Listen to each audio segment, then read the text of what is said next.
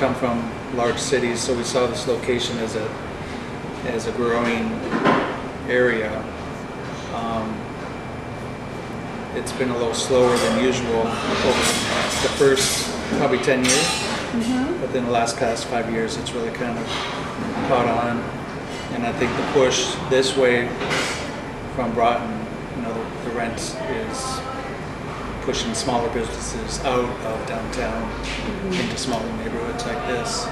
This is a neighborhood that a lot of people have invested money in, have really worked to bring it back into something vibrant, energetic, creative. It has a very different kind of feel to it than most of the other neighborhoods in the community. That makes it a place that people want to be, especially younger people. Started a couple years ago when I got sued for having shows in the store, and the guy that started the lawsuit moved there because he was a fan of the store. He just didn't want the loud noise. But we had been doing shows prior to him living here. Now put that into a larger perspective. Yeah. So people are like, man, this is a cool neighborhood. Businesses like Great Face are why I'm living here. And then they'll alter everything, including the original character that was here before I ever moved to town. So a lot of what I feel in some ways is perhaps guilt for, because there was literally just the bakery and me. That's it. When I moved here, that was it. There's nothing here when we started. Yeah. I mean, we've always developed, the local neighborhood area, but we were drawing in people from the Landings and Skidaway area. So, it was a slow start. But we started with what? There wasn't a lot here as far as this building. I guess what I mean by that is we were literally standalone on the corner. There weren't like condos or anything like that at the time. Yeah, it was just literally the building and trees. Empty lot. So if you can imagine that, the condos weren't here. But we did have Boys to Men Barber Shop across the street who have been here a long time. And let's not forget them.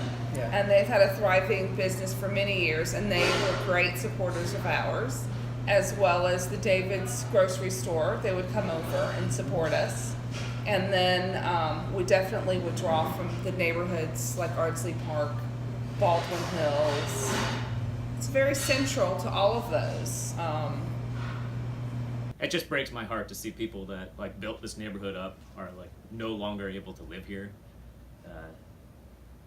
I'm probably the only person that you're recording that would give that opinion, but you could say that I'm responsible because we have a line out the door every Saturday morning and people drive to this neighborhood. And I mean, how many interviews have I done about Starland District that in publications that have nothing to do with Savannah that perhaps are bringing people to this neighborhood? So, maybe some of what I feel is actually guilt for not making it cool, but making it cool for some of the locals that have a little bit of money to start their own businesses, which are all good. This past year, I've had the best month, I think it would be called month over month. So I've had the best January through June that I've had since I opened. Oh, wow. Yeah, so I am grateful for that. And I don't know if that's my own personal hard work, but I'm sure it's a mixture of the growth of the neighborhood and the growth of my business. So it's whatever is popular at the time, and right now it's craft cocktails at $12 to $15 and small bites that are way more expensive than anything you really should be eating. It's all delicious, it's all great, so you don't feel like shit after you eat it, but it's completely unnecessary. It's completely unnecessary. Just craft culture in general. I despise it. And I like it. We've got a very different kind of sensibility here today than then.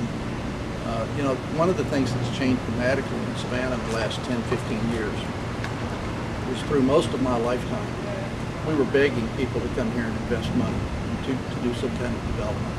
We don't have to do that anymore. We are a very desirable destination. People are coming here. People are voluntarily coming here.